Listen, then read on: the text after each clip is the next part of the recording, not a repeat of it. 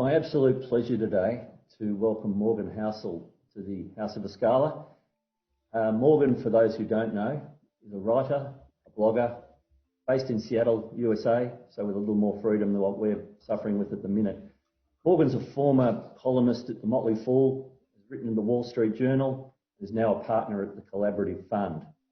Has a degree in economics, is a student of history, and coincidentally, next week on the 8th of September is launching his book called The Psychology of Money, which has been stated to be a timeless lesson on wealth, greed and happiness, which is a very broad topic and brings a lot of interest to our customers, clients, friends and family of Escala, Morgan. So welcome to the call. It's our absolute pleasure. I'm a fan of your blog.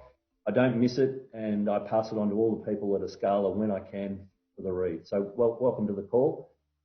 Thank you so much for having me, Stuart. It's an honor to be here. It's an honor to get to speak in front of everyone at Escala. It's unfortunate that we can't be there in person, maybe someday, but in 2020, everyone has been relegated to the internet. So thank you for having me and taking the time to listen today.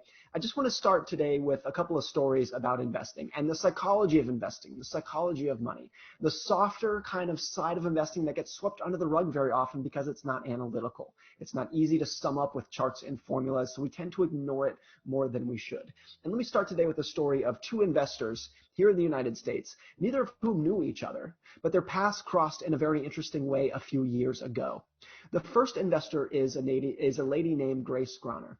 Grace Groner was born in a farm outside of Chicago in 1910, and she had kind of a hard life. She was orphaned as a child. She never married. She never had kids. She lived in a one-room house her entire life. She worked as a secretary for her entire career.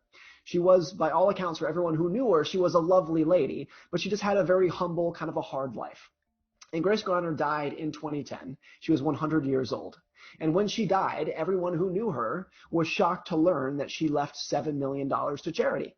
And everyone who knew her said, where did Grace, this orphaned secretary, where did she get $7 million to leave to charity? And they started digging through her papers, digging through her accounts, and they realized that there was no secret.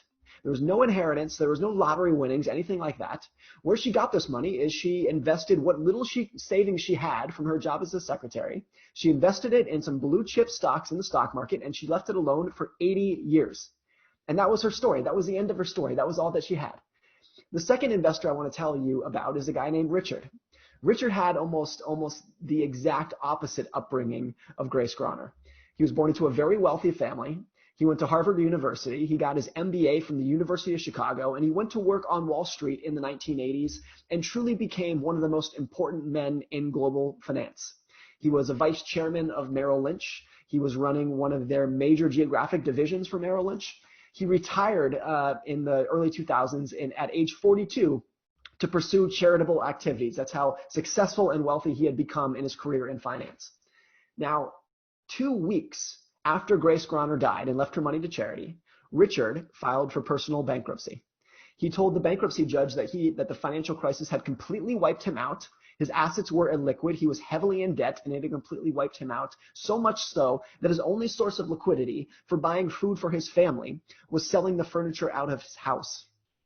Now, I bring these two stories up because I think what's so interesting about them is that there is no other industry other than finance where those stories are even possible. There's no other industry except for investing where someone with no education and no background and no experience can vastly outperform somebody who has the best background, the best experience, the best training. It does not happen in any other industry, but it does happen in finance. And what I think that shows is something very important that's easy to overlook in finance, which is that good investing is not necessarily about what you know. It's not about how smart you are or how sophisticated you are. Good investing is by and large about how you behave.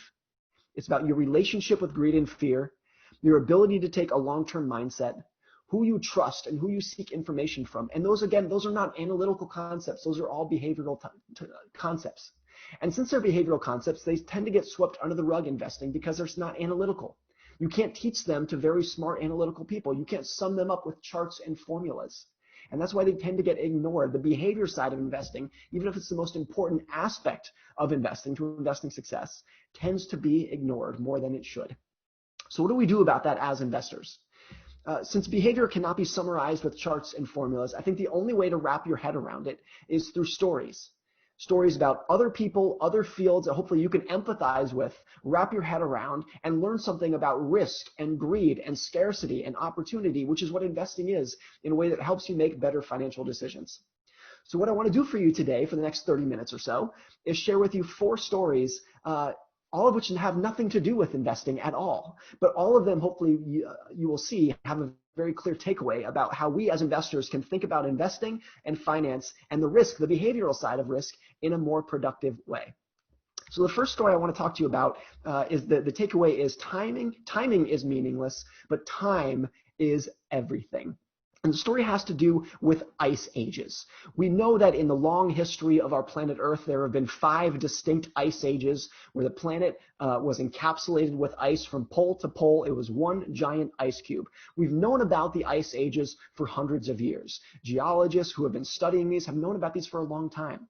Now, up until about 100 years ago, it was assumed that the cause of ice age, the actual trigger that made the world freeze over like this, came from dips in the axis that pushed us away from the sun in a way that made winters viciously cold and snowy. We had brutal, brutal, vicious winters that kept freezing the ice caps, dumping snow all over the world, and that is what brought this frozen ice ball Earth. Now, about 100 years ago, a group of geologists in the Middle East actually started doing a lot of research, and they actually realized that the causes of ice ages was the exact opposite. That what was going on was not that we had vicious winters. What was going on is actually that we had moderately cool summers, and that is what triggered ice ages. It went like this. You start with a cool summer where the winter snow does not melt. So the snowpack from the winter sticks around in the summer because it was kind of a cool summer. When the snow doesn't melt in the summer, more snow accumulates the next winter. And when more snow accumulates in the next winter, you have less snow melt the next summer because you have a stronger base of snow. So what was actually happening is you would start with a cool summer, and around we go. The snow wouldn't melt in the summer. That means it would pile up further in the winter, which meant less of it would melt the next summer, and around it would go. That was what was the trigger of the ice ages. Now, it's not intuitive to think that you could start with something, you can take our planet Earth, have something like a cool summer so benign like that, and over the course of 10,000 years or so, you end up with a frozen solid Earth. It is not intuitive that something so small and so seemingly meaningless like a cool summer would lead to something like that, but that is how compounding works. Compounding is not intuitive. The extent to which a small change in one starting condition can lead to something absolutely extraordinary over a period of time is not just powerful. Everyone knows it's powerful. The problem with compounding is that it is not intuitive. The results from it are not intuitive, so we tend to overlook what actually causes good investing success and returns. Let me show you what I mean about what I mean about that in the context of investing. And let me talk about Warren Buffett, the world's most famous, successful, and richest investor. This is Warren Buffett's net worth back across his lifespan. Of course, he's still alive today, going back to when he was a teenager. This is his net worth by age. And you can see, even if you go back to his teenage years, he was already quite wealthy for his age. If you adjust this for inflation, he was already a millionaire by the time he was about 20 years old. So very wealthy because he started investing full-time when he was 10 years old. But what's really extraordinary about this chart that should stick out is that the vast, vast majority of Buffett's net worth came in his later years. By the time he was 66 years old, the age at which a lot of people would be retiring, Buffett was worth about $3.8 billion, of course, an extraordinary sum of money. But today he is worth $90 billion.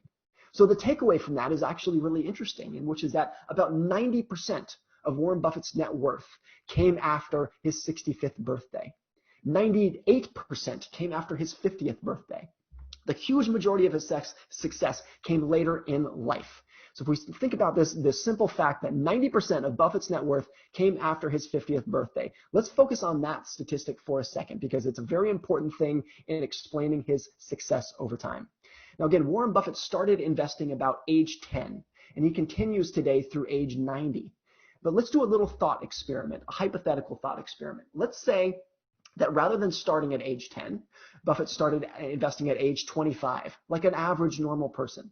And let's say that instead of investing through age 90 full-time like he does, let's say he retired at age 65 to play on the golf course and hang out on the beach like a normal person would. And let's say hypothetically that he earned the exact same annual average investing returns that he has during his career, 22% per year. So here's my question. In that hypothetical world where Buffett starts investing at 25 and retires at 65, what would his net worth be today if he earned the same average annual returns? The answer, of course, is not 90 billion. It is 11.7 million, 99.9% less than his actual net worth. The takeaway from this is that we know that 99.9% of Warren Buffett's success is due to the fact that he started investing at age 10 and he is investing through age 90. His skill is that he is a great investor, of course. But his secret that explains virtually all of his success is that he has been a great investor for 75 years. His secret is time, and that is something that is very easy to overlook in investing. We have to realize that most investing mistakes come from the question, what will happen next? People wondering what's going to happen in the short run. What should I do this year, this quarter, this month, even over the next 5 years or 10 years? What should I do with my investments? We know when we study someone like Buffett and the counterintuitiveness of compounding that the biggest investment question that we should answer, that most investing fortunes come from the question, how long can I stay invested for? If you go on Amazon, there are about 2,000 books dedicated to answering the question, how has Warren Buffett achieved the success that he has? And they go into grand detail about what he's done and whatnot. Very few of them will just mention the fact that he has been a great investor for 75 years. And we know just from basic math that that is the single key to his success. It's not his average annual returns. It's the length of time he has been investing for. It's not an intuitive thing because it's so simple and so basic, but everyone, from basic individual investors to professional fund managers, the single best thing you can do to improve your investing success over time is to increase the amount of time you are investing for. Now, the second story that I want to talk to you about today is risk is what you don't see. Now, I want to tell you a story about the very famous magician Harry Houdini, who was about 100 years ago one of the most famous magicians in the world. He became famous for these acts where he would tie himself up in chains and in straitjackets, and he would bury himself in dirt, submerge himself in water, and he would escape. That's what he became famous for. But Harry Houdini actually had another trick that the crowds loved. He wasn't that famous for it, but the crowds loved it. And the trick was Harry Houdini would invite the biggest, strongest man onto stage during his performances, and he would tell that man to punch him in the stomach as hard as he could. Give it everything you've got. And Harry Houdini's claim to fame was that he could absorb the strongest man's punch. No matter how hard it was, he could take it. Punch me in the stomach, give me everything you got, I can handle it. A few months into the year of 1921, when the final year of Harry Houdini's career, he was in his dressing room after a performance, and he invited a group of students into his dressing room. Now, one of the students, his name was George Whitehead, came up to Harry Houdini and without warning started hitting him in the stomach as hard as he could. Harry Houdini was not prepared for this. He was not expecting it, but George Whitehead came and started punching him. He was well-meaning. He just thought that Harry Houdini, this was part of the trick, that you could come up and punch him and he could take it. But Harry Houdini was not prepared for it, and he stood up in pain, in agony, and he waved him off and he said, please, please don't punch me. I wasn't prepared for this. And George Whitehead said, I'm sorry, Mr. Houdini. I thought you could handle this. I thought that was your trick. Harry Houdini said, yes, but I was not prepared for this. I was not prepared for it. I didn't know it was coming. I was not able to flex my solar plexus like I normally do, and I'm in agonizing pain now. The next day, Harry Houdini woke up in excruciating pain. His appendix had ruptured, and Harry Houdini died from the blows that George Whitehead punched him in the stomach the day before. Now, the irony of all this is that Harry Houdini could survive and escape anything in his career. You could tie him up in a straitjacket, bury him under 10 feet of dirt, and he could get out. But the one thing, this college student's punch to his stomach killed him specifically because he was not prepared for it. And the big takeaway from this is that risk is not necessarily, how risky something is depends on whether you are prepared for it. The biggest risks that we have in life are the things that we don't see coming. This is also true in finance. This is true for the economy. The biggest risk and the biggest economic risk is what no one is talking about. Because if no one's talking about it, no one is prepared for it. And if no one's prepared for it, its damage will be amplified when it arrives. That is always how risk works. The biggest risk is what you don't see coming. Now, let me show you how this applies so clearly to 2020. For about the last decade or so, people in economics and investing circles debated what the biggest risk was for the economy in the United States and around the world. So we started wondering, is Ben Bernanke the biggest risk, the former Fed chairman? Were his policies after the financial crisis in 2008, was he the biggest risk that was going to trigger the next recession? Was it Barack Obama? Was it his policies, his tax hikes? Was that going to trigger the next recession? Was it Donald Trump? Was it his trade wars? Some of his crazy policies? Was that what's going to trigger the next recession? These are the debates that people had. These were the risks that people could see in front of them. And now we all know in 2020 that neither of those three were the risks that we were facing. The biggest risk that we were facing was not any of these three guys. It was this guy. It was COVID-19 that no one was talking about, nobody saw coming, that reaped all the damage. And then you could say the reason that COVID-19 has been so destructive is specifically because no one saw it coming. Very few people, I should say. There were, people have been talking about pandemics for years, but no one could have seen this particular virus at this time causing this much damage. It was unforeseeable until it happened. And therefore, investors and business owners could not prepare for it because no one was talking about it. Now, if you think historically about the kind of risks that investors talk about, we talk about in the last 3 or 4 years, Donald Trump's trade war. We talk about next quarter's earnings and profits. We talk about budget deficit forecasts. We talk about elections. Those are the risks that we talk about. Those are the known risks that are in front of us that we can see. But if you look historically at what actually causes risk in economies and in financial markets around the world, it's what no one sees. Real risks are things like COVID-19, or the fact that Lehman Brothers could not find a buyer in 2008, or September 11th, the terrorist attacks, Pearl Harbor that dragged us into World War II. These things that no one could have seen coming, that is always what causes the biggest risk. So what do we do about this as investors, people dealing with our finances, if the biggest risk is what we don't see? How do we handle that? What do we do about that? I think there's two things to keep in mind that can push you in a better direction. One is, I think you should think about risk the way that California thinks about earthquakes, having expectations versus forecasts. What I mean by that is this. People in California know with certainty that there are going to be earthquakes in their future, big earthquakes, but they don't know when and they don't know where. So they prepare for the expectation of earthquakes without needing a forecast. Nobody needs a forecast in California that says, I predict there's going to be an earthquake on August 15th. No one knows, no one does that because you can't do that, but everyone is prepared. Everyone has the expectation of an earthquake in California. I think we should do the same thing with our finances. Rather than predicting when the next recession is going to come, when the next bear market's going to come, we should just have an expectation that those things occur at unpredictable rates and prepare for them in our finances without trying to predict them. The other thing that's really important in this topic is just giving yourself a wide berth, room for error, or knowing the difference between getting rich and staying rich. I've often said that people should save like a pessimist and invest like an optimist. What I mean by that is having enough savings in the short run, enough liquidity in the short run to get you through the nonstop chaos and disappointment and setback and error and breakages that occur in the short run, so that you have enough so you have enough staying power, you have enough endurance to enjoy the long run. If you do these things, if you shift more towards expectations versus forecasts, and you emphasize room for error in your investments, knowing the difference between getting rich and staying rich, one requires pessimism in the short run, one requires optimism in the long run. That is how I think you can control a little bit better the idea that risk is what we don't see coming. Now, the third story I want to talk to you about today is the fact that you can be wrong half the time in investing and still do great. I want to tell you a story about baby brain development. That might seem a little bit counterintuitive, but if anyone has a small child, you will know that the amount of cognitive growth that takes place in a newborn child's brain is just extraordinary. A newborn child is born with about 100 billion brain neurons. Each one of those neurons has about 3,000 synaptic connections, which are these connections to other neurons that forms this web of intelligence inside of your brain. Now, when a baby is born, maybe you imagine that web looks something like this. By the time a child is 6 months old, that has increased from about 3,000 to 6,000 synaptic connections in their brain. So a lot of growth, a lot of development that is creating this web of knowledge inside of your brain. By about age 2, that has increased from 6,000 to 10,000 synaptic connections. And so a tremendous amount of growth that has taken place in the first 2 years of your life.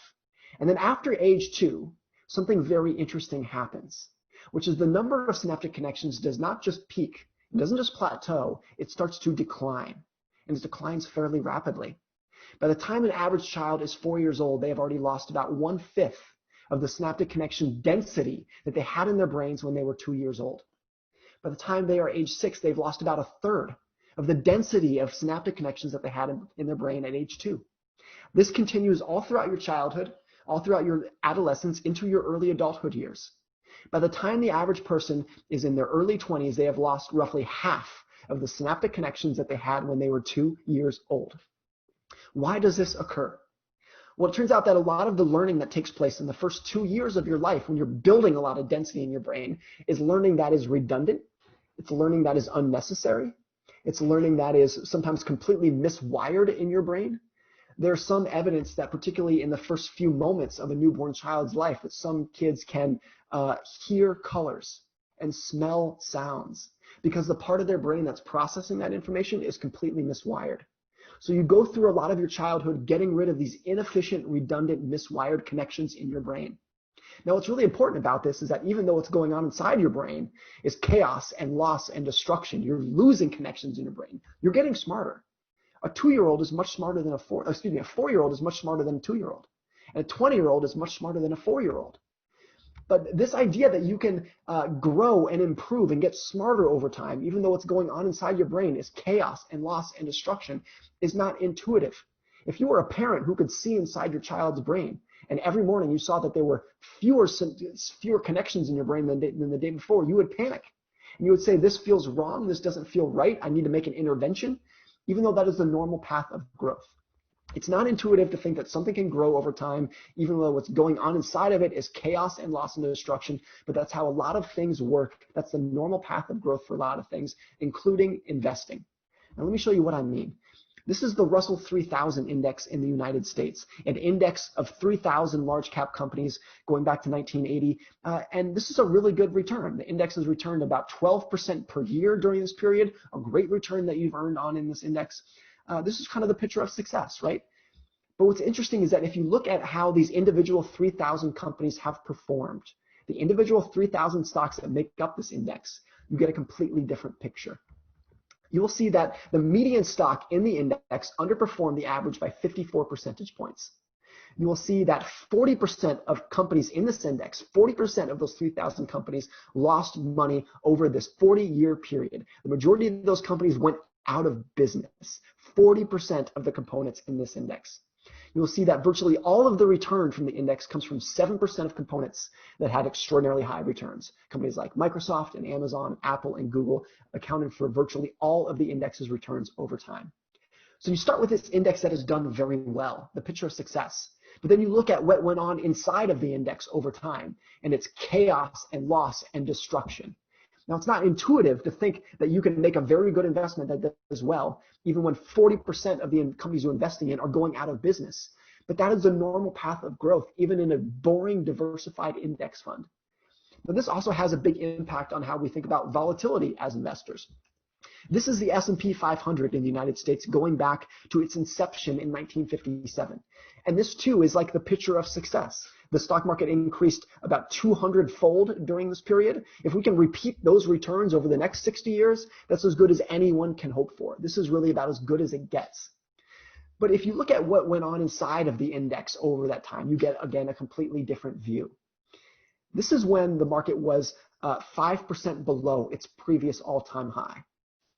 That is when it is 10% below its previous all-time high. And that is when it is 20% or more below its previous all-time high. So you start with the picture of success, as good as it gets. And then you layer on the nuance of what happened in between this period, and it is a constant chain of chaos and loss and destruction and disappointment. And what's important is that at every one of these bars on this chart, you have investors all over the world saying, this doesn't feel right, this feels broken, this can't be how it's supposed to work, so I want out.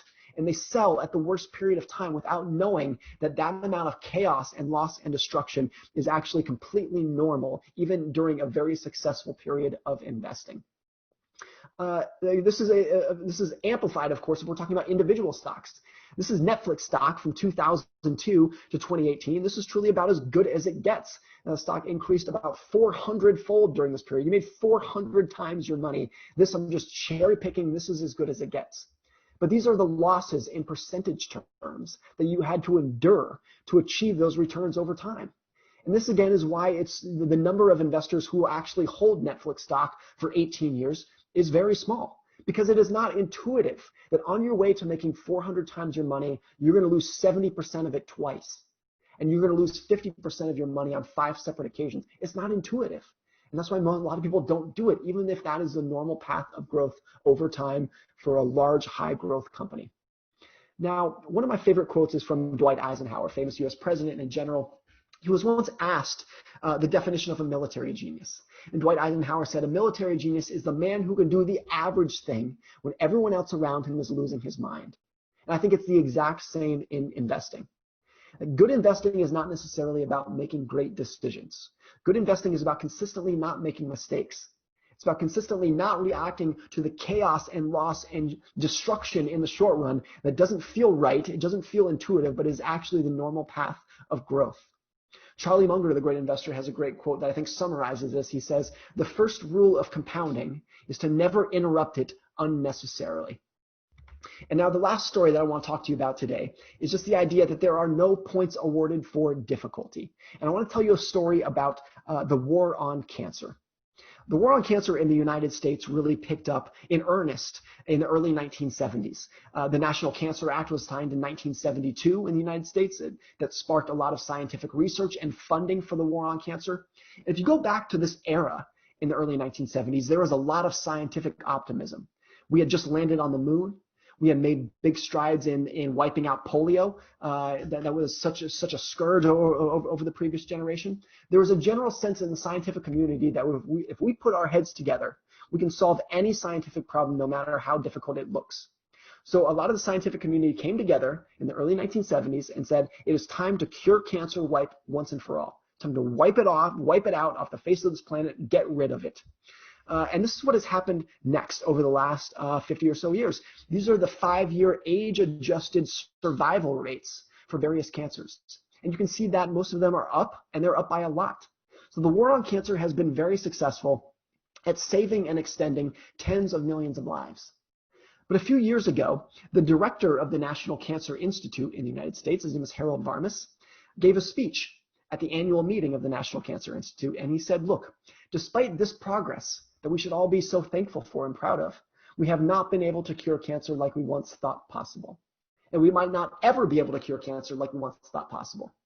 It's just turned out to be a much more difficult illness than any of us ever imagined when this war on cancer began.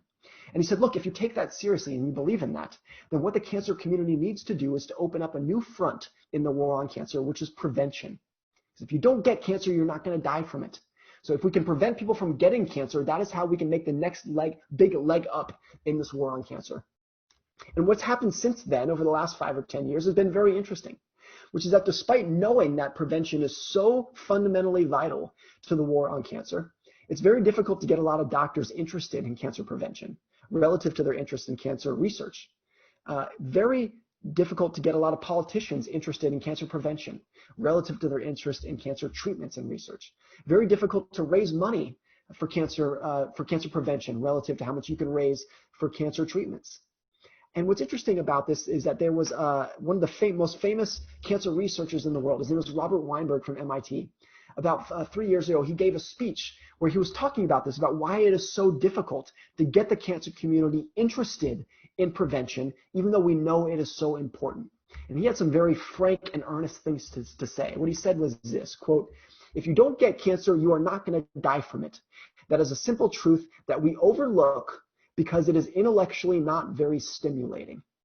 He went on to say, quote, getting someone to quit smoking is a behavioral exercise. It has nothing to do with cells and molecules. So people like me are essentially uninterested in it, in spite of the fact that getting someone to quit smoking will have vastly greater impact on cancer mortality than anything I can hope to achieve in my own lifetime. So it's interesting, right? You have one of the top cancer researchers in the world, and he's saying, I can make a bigger difference doing something else. but it's boring. It's not intellectually stimulating for me. It's not exciting enough for me. And of course, we don't want people like Robert Weinberg becoming smoking cessation counselors. He adds a lot of value in his own way. But there's this clear irony in the war on cancer, which is that treatments or strategies, I should say, that are very simple, very basic, but we know they're extremely effective, are discounted, and they're not taken as seriously as other treatments that are more difficult and complex and exciting, but knowingly less effective. And that bias, that dynamic, also affects how we invest and how we make investing decisions. Let me show you what I mean. We know how to succeed at investing in the stock market. It is not terribly difficult. It's a very simple formula. You need to spend less money than you make, save the difference, buy a diverse low-cost portfolio, and be patient. That is effectively 80 or 90% of what you need to know to do well in the stock market over time. But do you think this is how investing is taught in schools or in financial curriculums? Of course not. I still have a finance textbook left over from college.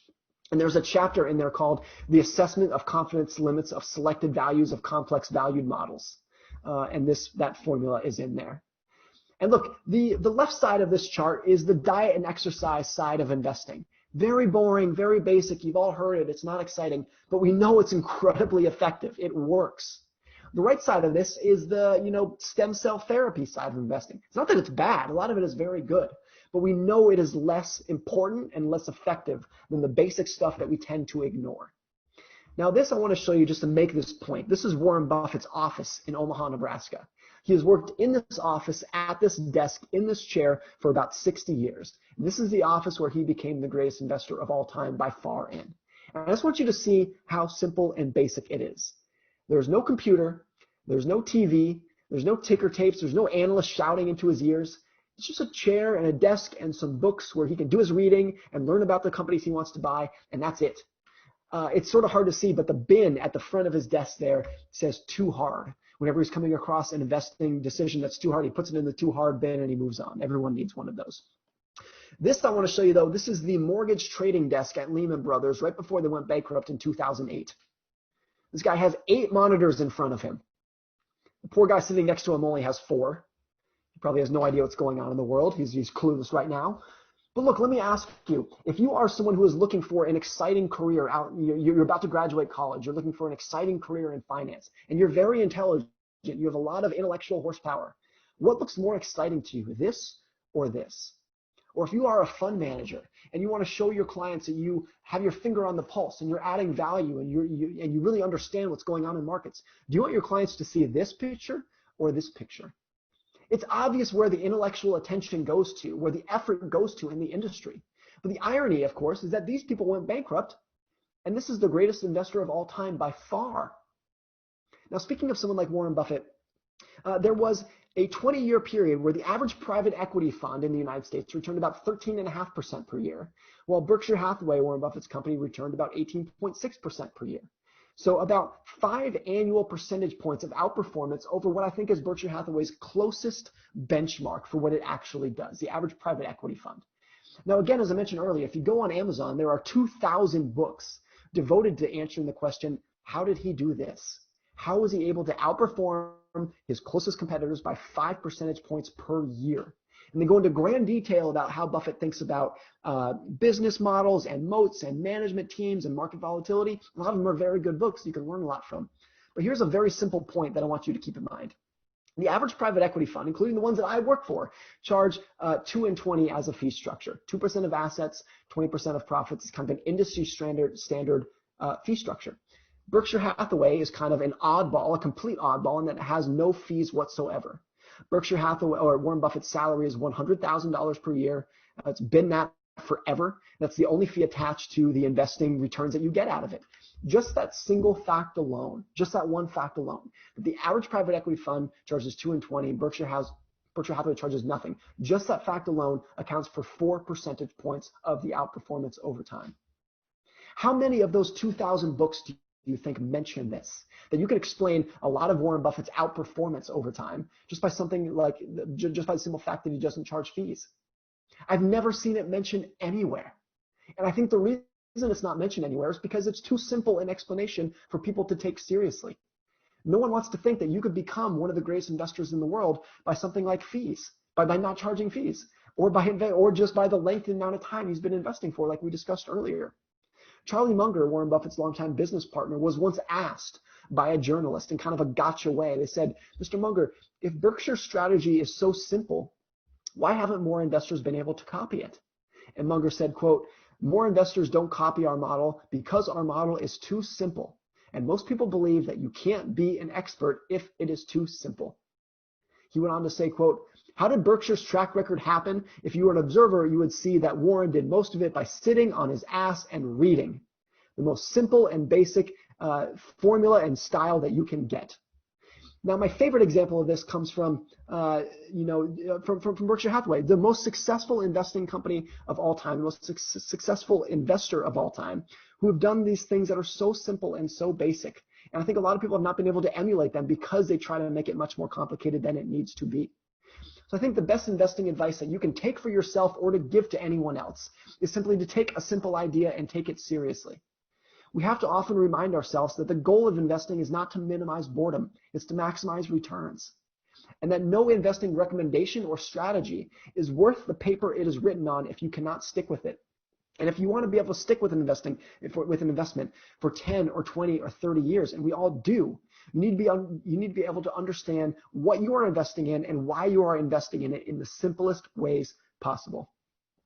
Now, I guess if there's a common denominator in these stories today, it's that when we tend to think about risk, we tend to think about what's going to happen to us. What is the stock market going to do to us? What is the economy going to do to us? I've often thought that a much better way to think about risk is simply, what do we do to ourselves? What are our own biases, our own behaviors, our own misconceptions? Which is kind of disheartening for people to hear, that you are your own worst enemy in investing. But I actually think it's one of the most optimistic realizations in investing, because you have no control over what the market's going to do next. And you have no control over what the stock market's going to do next. The only thing you have control over is your own behavior. And when you realize that your own behavior is actually the single most important aspect of investing, that I think is actually a pretty optimistic realization. So thank you so much for your time today. I look forward to having a nice chat here with Stuart about some other points about behavioral finance. I'm going to end my screen there. Thank you very much for listening. Stuart, we'd love to have a conversation about risk and the behavioral side of investing with you now. Absolutely, Morgan. Thank you for that. My mind's spinning on a few topics. I'm very much like Warren Buffett. I didn't risk because I do sit on my ass during lockdown. So thank you for that. Of course. Can I just, having read a number of your blogs, some of the things that I've found really interesting is your take on luck versus skill and how that plays a role in outcomes. Just interested in your take. I think what's interesting about luck and skill is that we are very much, or let's call it luck and risk. We are very keenly aware of risk as investors, and investors hire risk managers and they adjust their returns for risk. We're very keenly aware of what risk is, and risk is the major point that we're trying to manage for in investing.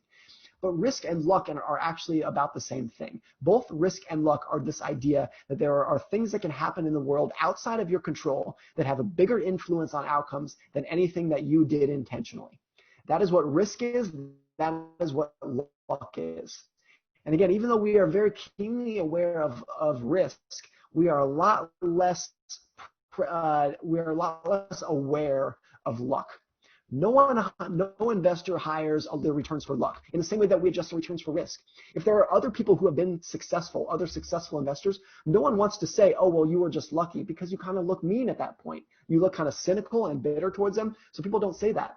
And if people have been successful themselves, rarely do they want to look in the mirror and say, well, maybe I was just lucky. It's a hard thing to swallow. But we know that luck is as prevalent in the global economy as risk is. One example in the book that I use is this idea that Bill Gates went to one of the only schools in the United States, or in the world, I should say, one of the only high schools that had a computer. Now, that is just this most incredible stroke of dumb luck that you can get. It's not to say that Bill Gates is not hardworking or that he's not a genius. Of course he is. He is one of the most hardworking geniuses of our time. But he has this ridiculous stroke of luck. And then the fact that he went to the only high school in America with a computer that set him on this path to become who he is. And I think if you think about those kind of things, then as an investor or someone who's thinking about business, it pushes you away from looking at other people and saying, well, what did that person do and how can I emulate it? Because when you realize that there's always a level of success in any degree of major financial outcomes, And which is not to say that there's not skill. Of course there is. But when you know that luck plays a role as well, it pushes you away from saying, what did that person do and how can I be exactly like them? To saying, what are the big, broad lessons, the patterns across various people that I can learn from? Just having a little bit more humility in who you seek and who you admire and who you idolize in investing and in business and who you're willing to seek advice and lessons from. Great answer. One of your topics you wrote on was how some of the greatest inventions of all time are discovered during times of extreme hardship, or as you say, when things happen that you don't expect, and that the armed forces has been one of the greatest invention grounds of all time. Can you just touch on what that means? So what's really interesting, if you look at the last century of innovation, some of the biggest inventions, from antibiotics to jets to rockets to microwaves to things like digital photography, microprocessors, the internet, all of them either came directly or were heavily influenced by the military, both in the United States and the UK and around the world. And a lot of that came during World War II and the immediate aftermath during the Cold War.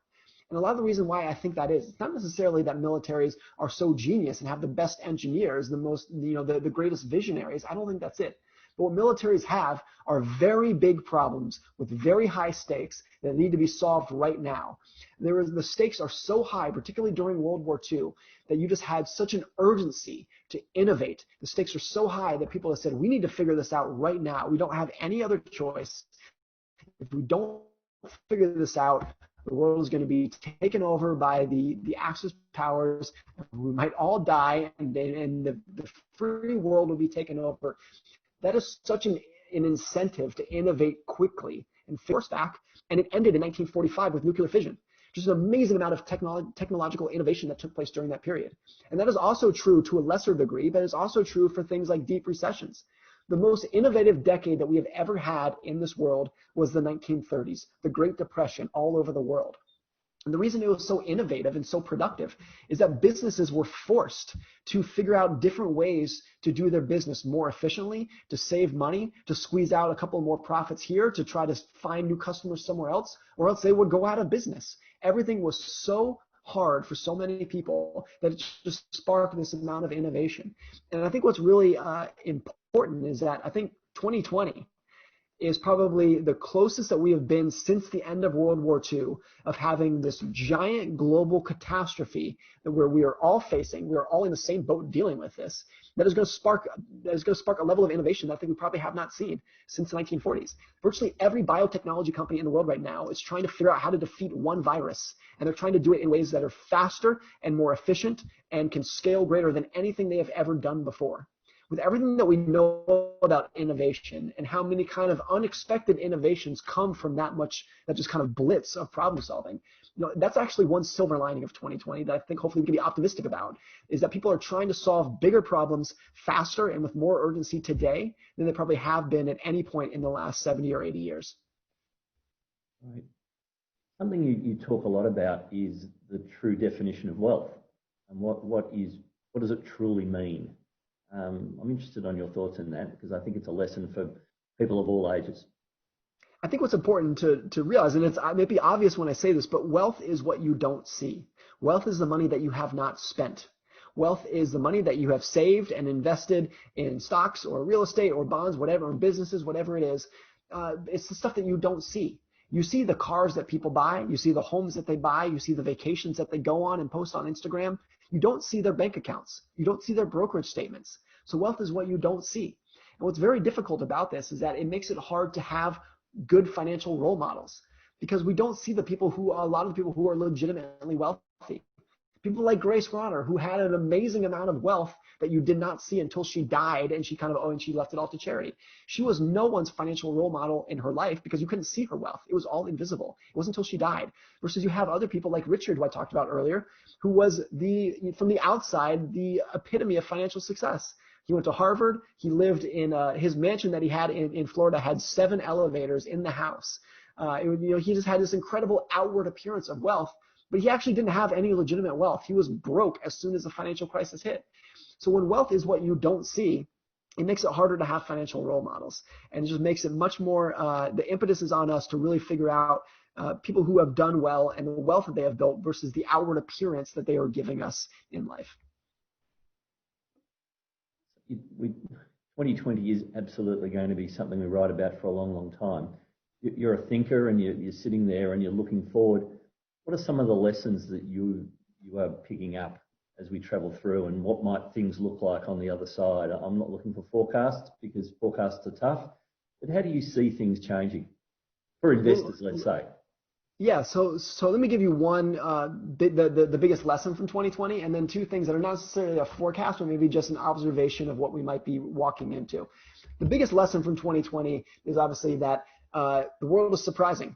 There's a great quote from Daniel Kahneman where he says, when you are surprised in life, the correct takeaway is that the world is surprising. That is the lesson from surprises, is that the world is surprising. And that's important because a lot of people will go through something like 2008 or 2020, and they will try to adjust their forecasting model for new information that they have. And Kahneman's point is, no. You should not be adjusting your forecasting model. You should just come to terms with the fact that the biggest events in our life that move the needle to the greatest degree are, again, things that we cannot see coming.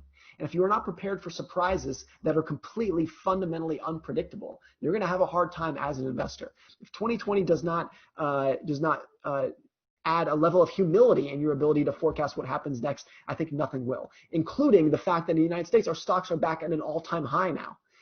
The fact that they declined 35% in March, no one saw that coming. And definitely no one saw coming that we would be surging to an all-time high 3 or 4 months later. Both ends of that were completely unforeseeable by virtually everyone. But let me tell you one kind of potential that we might be walking into. This is not a forecast. It's just something that I think people are probably underestimating the odds of across the world.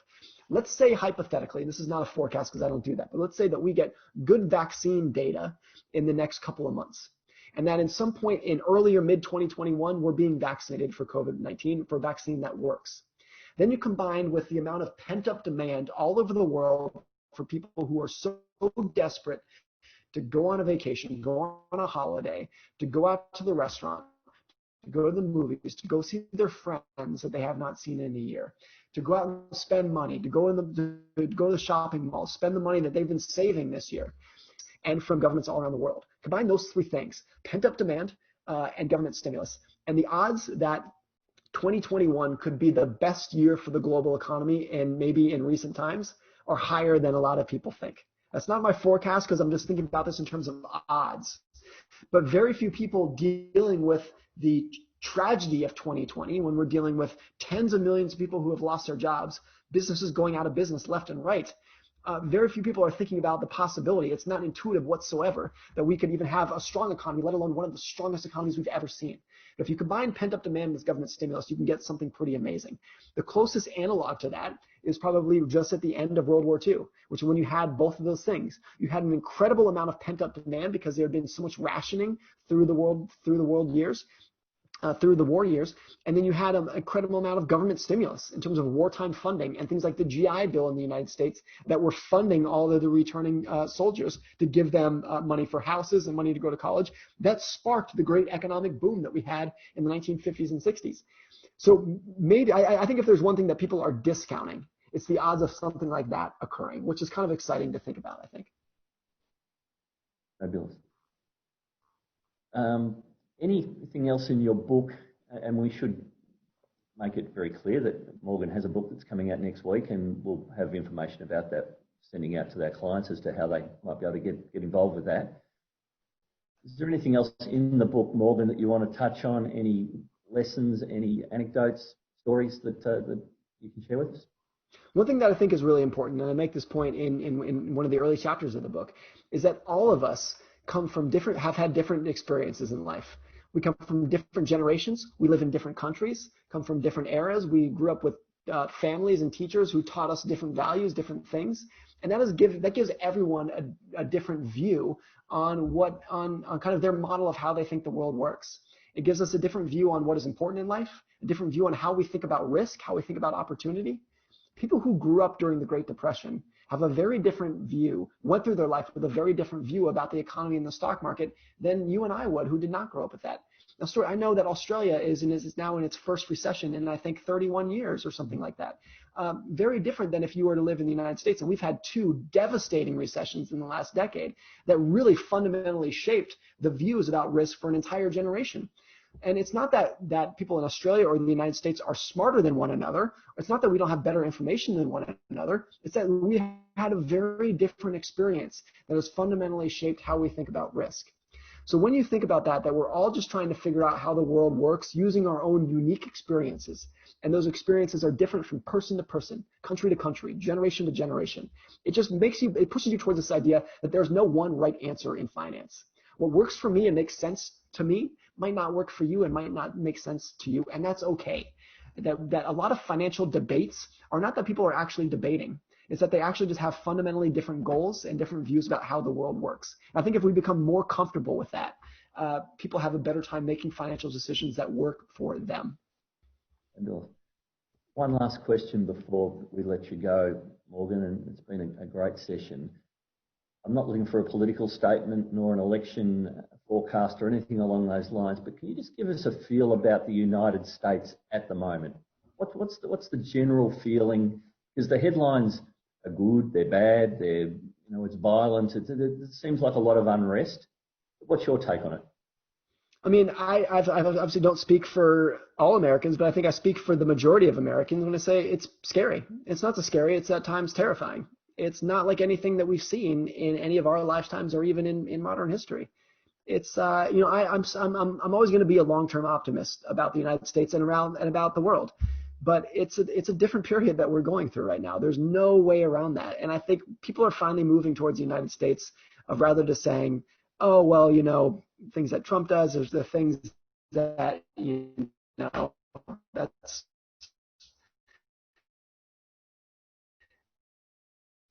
it's this kind of funny thing that talking to saying, no, this is actually affecting people and has a big impact. That it had kind of been smooth sailing for 3 or 4 years. This is the first crisis. And of course, we have the worst outbreak of COVID in the United States and the entire world. We had the worst response to it than anyone else in the entire world.